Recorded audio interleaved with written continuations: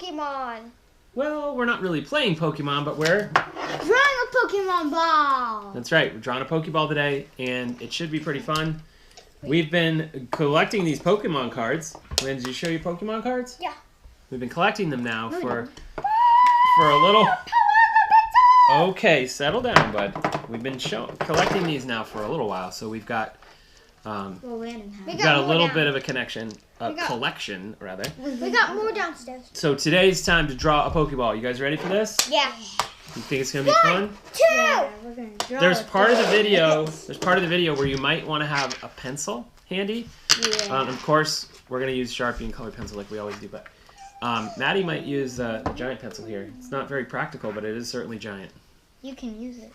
Yeah, the laser didn't work, but the pencil actually does. On 3, we're gonna snap, and we're gonna be starting our drawing. 1, 2, 3. All right. So as you know, we're gonna be drawing a Pokeball today. We're gonna have some fun doing it. But one thing that we had to do to prep was we had to go around and find circular things in the room, including like we might need to use this Elmer's glue cap. Yeah, and Landon found this. Maddie's gonna use her Pop-It. And we may or may not, we may monkey around with them and find that we don't like how big it is or think it's too small, but we wanted a variety of circular shapes, and that's what you should do is you should look just around your room, around your house, and see what you can find. Okay, you guys ready to start? Yeah, and if you were wondering, the tape and the glue stick cap are for the inside circle, not for the outside circle, because that would be really small. That's exactly right, Maddie. And this tape actually has 2 varieties of circles. You can go inside or you can go outside. All right, now I think what we've decided to do, are you gonna use your Pop-It? Yeah. Maddie's gonna use the Pop-It. Landon and I are gonna use this size because we both kind of like this size. And Maddie's gonna just show you what it looks like a little bit bigger. Okay, so you guys ready to get underway? All right. Now, we're gonna use pencil. So everybody grab their pencils. And we're gonna trace these circular items with pencil first because we don't want to get marker all over these nice items. Always remember, you can do this freehand if you want to. We're just gonna use this as a guideline. We're really gonna just trace it, and then we are gonna do, like, we're gonna just trace over it with a Sharpie. So it's certainly not gonna be a perfect circle, but it is gonna be an effective circle. Okay, ready? Are you guys ready? Yep. Okay, so we're gonna hold your pencil straight up and down. Angle it in towards the circle a little bit. Hey, Dad, I'm doing a Pokemon ball. Hold it in place, and then just trace around it. Here you go, bud. Thank you.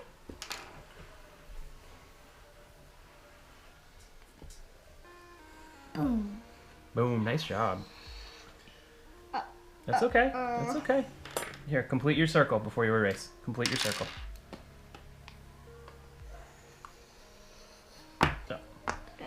My fault. Hold on. Wait, what happened? Something happened. Something went wrong down in shipping. Yeah, because you were moving the thing. I wasn't trying to. Okay, so now we're back in business. Land's just going to erase a little bit, and we're now all going to put our pencils down for a second and grab our Sharpies.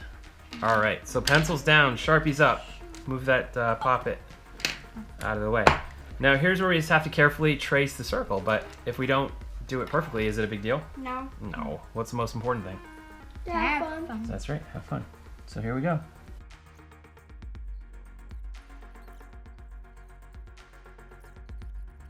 If you would like to continue in pencil, you can absolutely do that.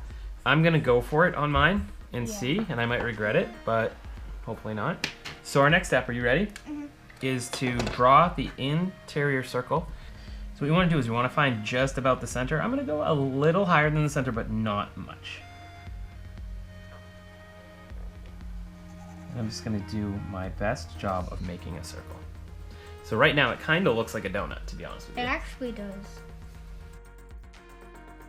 Cool. Now on the inside of this circle, you ready, bud? Yeah. Okay. On the inside of this circle, we're going to draw another circle. Yeah.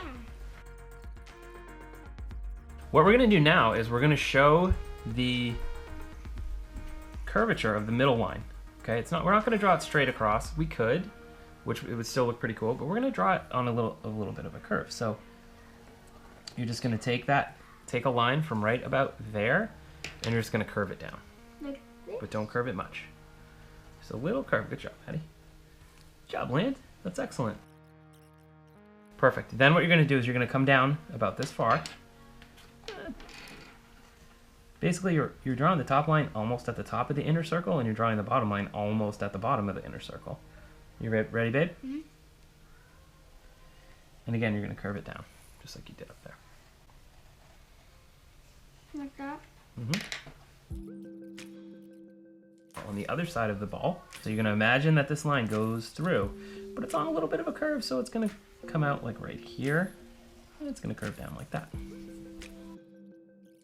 So on this side, you're going to do the same thing. You're going to take the bottom line, and you're going to curve that out to the edge. We are going to color in, but you have to be very careful because there's a special way that we need to do the middle. So feel free to color the outside stripes right now. Go. The next step, we don't want to make the mistake of just coloring in between these two black lines because that's not what a Pokeball really looks like. So what we're gonna do is thicken the outer line. That's all, thicken it.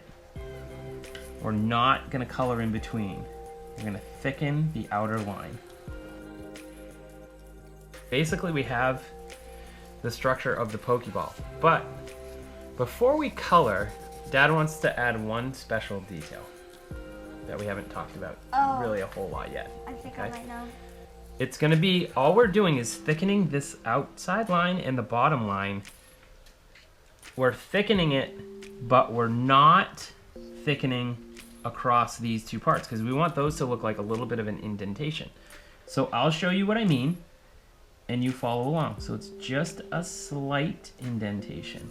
So we're just thickening this line a little bit. And then I'll show you what it's gonna look like, okay? Then it looks like the ball has an indentation. And then we're gonna come down on the bottom half and we're gonna do the same thing, okay? Be careful not to thicken across this black line. You're gonna stop there, okay? Can you guys do that for me? The next step is what we're gonna do is we're gonna do the same thing on the bottom, okay? I almost got your elbow, didn't I? Good job, Landon. So it's just gonna create the illusion of an indentation, and that's all we're going for. What we are now gonna do is we're gonna color and we're gonna shade to give it a little bit more dimension, and then we're gonna be done. Okay, you guys ready to color? Okay, so the top of a Pokeball is red. So what we're gonna do is we're gonna start by making an oval, because we're gonna pretend that the light is coming in from this direction, and we're gonna start with an oval on the left-hand side of the top of our Pokeball. It doesn't really matter how big or small your oval is, as long as you have a little bit of oval there. That's perfect, Landon. Now can we color? That oval is going to be left white.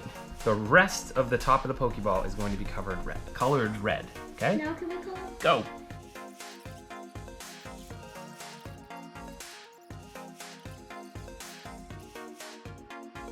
Now do we color this side darker? Yes, that's exactly what we're gonna do. So on this side, this little chunk of space right here, you're just gonna make that part darker. Like push down really hard, like we did on the rainbows, Maddie. Oh yeah, that was really hard. It made my hand hurt. And what we actually might want to do, because that's not even really dark enough. Oh, that's gonna be awesome for yours, Landon. Definitely. Yes. Maddie and I might want to grab a maroon. So Maddie, I'm actually gonna go with a hint of black because it's not getting dark enough, so just a tiny hint of black. You do not have to do it. You can do whatever you want, but... Where's the maroon? I couldn't find maroon, I could only find mahogany. Mahogany? Look at it, Dad. Is that working? That's working really good. I should have used that instead. So what we're... Oh, it's also different because she used Perfect. a different way. You used black. I just went really hard. Yeah, so what we all did was we added shading in different ways. So I used really, pushed down on the red really hard, but it wasn't, in my opinion, dark enough. So on Landon's, it is dark enough. He just pushed down really hard. I added some black. Maddie used mahogany, which is like almost like a maroon, and it came out spectacular. I wish I had used that method. Just gives a little bit of dimension and depth and creates like a three-dimensional look. That looks awesome, bud.